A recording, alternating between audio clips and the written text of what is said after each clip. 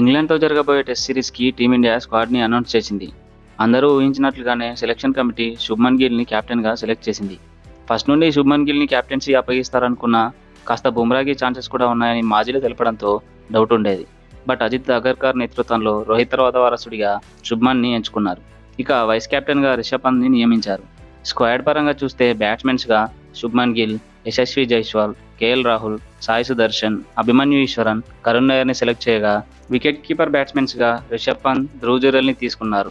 ఇక ఆల్రౌండర్స్ కోటాలో Ravindra Jadeja, Nitish Reddy, Shardul Thakur and Washington సుందర్ని ఎంపిక చేయగా బౌలర్స్గా జస్ప్రీత్ బుమ్రా, మొహమ్మద్ సిరాజ్, ఆకాశ్ దీప్, ప్రసిద్ కృష్ణ, హర్షదీప్ సింగ్, కుల్దీప్ యాదవ్ని సెలెక్ట్ చేశారు. ఇక ఈ స్క్వాడ్లో కొత్తగా టెస్ట్ స్క్వాడ్లోకి హర్షదీప్ మరియు సాయి సుదర్శన్ని తీసుకున్నారు.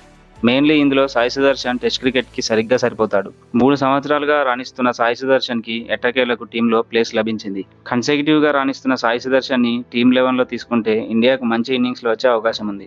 ఇక నెక్స్ట్ హర్షదీప్ని తీసుకోవడం కూడా ఒక బెటర్ డెసిషన్ అని చెప్పాలి. ఇక మరో ప్లేయర్ గురించి మాట్లాడుకుంటే డొమెస్టిక్లో అద్భుతంగా రాణించిన కరుణ్ నాయర్ని తీసుకోవడం.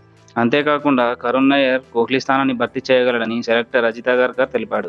సో దీంతో కరుణ్ నాయర్ ఖచ్చితంగా ఫైనల్ స్కోర్లో ఉండడం లాంఛనమే అనిపిస్తుంది. అయితే ఈ స్క్వాడ్లో సెలెక్ట్ కాని main player Sarfaraz Khan. England series కోసం ఏకంగా 11 కేజీలు తగ్గి శ్రమిస్తున్న సర్ఫరాజ్ని సెలెక్టర్లు ఎందుకు తీసుకోలేదో అర్థం కాలేదు. అదేవిధంగా శ్రేయస్ అయ్యర్ని కూడా తీసుకోలేదు. ప్రతి ఫార్మాట్లో రాణిస్తున్న అయ్యర్ని తీసుకోకపోవడం కూడా కాస్త ఆశ్చర్యాన్ని కలిగిస్తుంది. అయ్యర్ టెస్ట్ క్రికెట్లో మిడిల్ ఆర్డర్లో బీభత్సంగా రాణించగలడు. ఇక నెక్స్ట్ మహమ్మద్ షమీ. షమీని తీసుకోకపోవడానికి రీజన్ అతడు ఫిట్గా లేకపోవడం అని అగర్కర్ తెలిపాడు. అదేవిధంగా షమీ ఫామ్లో లేకపోవడం కూడా మరొక కారణం. ఇక శుభ్మన్ గిల్ క్యాప్టెన్సీలో ఇంగ్లాండ్ సిరీస్ సక్సెస్ చేస్తాడా లేదా చూద్దాం.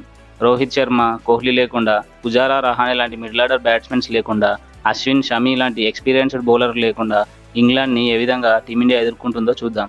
Thank you for watching.